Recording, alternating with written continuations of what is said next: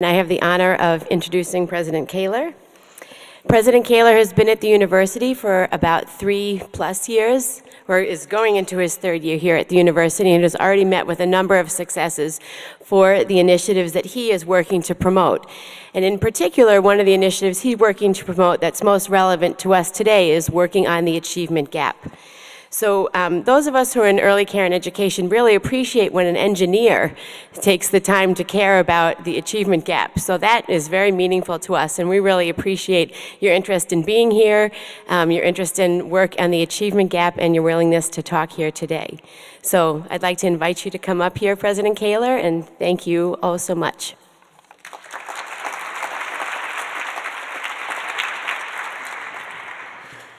Thank you, Amy. It's wonderful to be here and to be able to thank our faculty and staff for the great work you do with SEED. Our previous speakers have been tough acts to follow, particularly that woman with the southern accent. But we are a family that believes strongly in early childhood education and the success of our youngest citizens. So you do get the full household here today. It's absolutely clear to me that what SEED does really matters. And you've heard today in your programming proof of the university's pioneering efforts to help close what is absolutely an unacceptable achievement gap in our population. The disparities between students of color and white students, wealthy students and their less fortunate classmates is a crisis. And if we don't marshal all of our work, all of our thoughts, all of our effort around closing that gap, Minnesota will not be a state where people will want to live. It will not be a prosperous state, it won't be a fair state, and it will not be a successful state. So there really isn't much that I can think of on the landscape in front of us that poses a bigger crisis, a bigger threat to where we want to be as a society. And so we have to work to close that. And people here have been doing that for 40 years. You've been leaders in this fight. You are leaders in the fight, and you must continue to be leaders in the fight.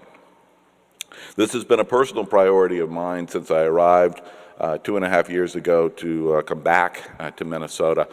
It has tremendous energy in the community.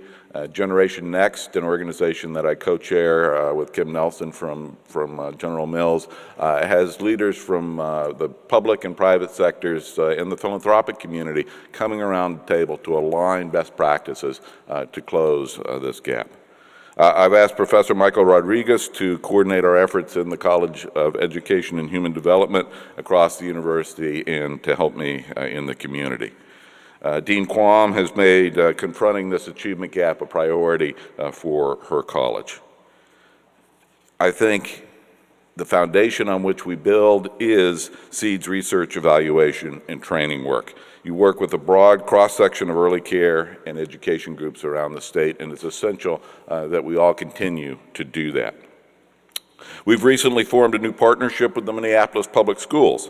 That's based on a study done by Scott McConnell and colleagues in SEED, and that's a plan to leverage the resources and expertise of our faculty and staff, the school district, and importantly, community partners to expand high-quality early education programs and access to those programs in North Minneapolis. I'm incredibly supportive of SEED's work with the Caring for Kids initiative in Wayzata. Yes, Wayzata, where there's a great need for early childhood learning for new and diverse communities in that otherwise very privileged community. As you know, Generation Next recently hired a pretty well-known guy in Minneapolis. His name's R.T. Ryback. He's pledged to start as the executive director of Generation Next at about 2 p.m. on the 2nd of January. He's going to walk down the street when the new mayor takes office and provide enormous energy to that organization. He brings a big Rolodex, a bunch of political savvy, and a deep and abiding passion to help close this gap. The work of SEED has really been remarkable. From North Minneapolis to the western suburbs, the fundamentals of what you do are rooted in the vision of scholars like Rich Weinberg, in the daily passion of SEED faculty and staff to move this field forward.